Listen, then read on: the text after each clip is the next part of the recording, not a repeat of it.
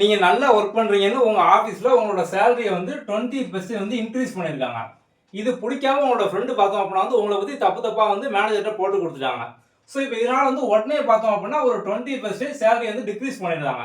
இப்போ வந்து என்ன ஆகும்? முதல்ல உங்க சேலரி அதே மாரி இருக்குமா? இல்ல கூடி இருக்குமா? குறையுமா? இந்த மாரி கேட்டாங்க அப்படின்னா ஒரு சிம்பிள் கான்செப்ட் தான். இப்போ வந்து நமக்கு ஒரே பெர்சன்டேஜா கூட்டி வந்து குறைச்சிருக்காங்களா? அப்ப என்ன பண்ணணும் அப்படின்னா அந்த நம்பர போட்டு ஸ்கொயர் பண்ணுங்க.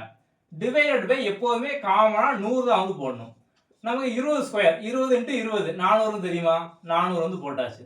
டிவைட் பை 100 அடிச்சோம் அப்படின்னா இப்ப 4 மட்டும் இருக்கா? ஸோ 4 எப்போதுமே பார்த்தோம் அப்படின்னா இந்த மாதிரி ஒரே நம்பரை கூட்டி குறைக்கும் போது நமக்கு லாஸா வந்து ஆகும். அப்போ வந்து 4% லாஸ், அதாவது 4% உங்களோட சேலரி பார்த்தோம் அப்படின்னா வந்து டிக்ரீஸ் ஆயிருக்கும்.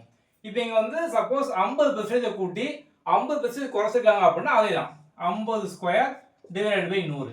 10னா அதேதான் 10 ஸ்கொயர் டிவைட் பை 100. அவ்வளோதான் சிம்பிள்.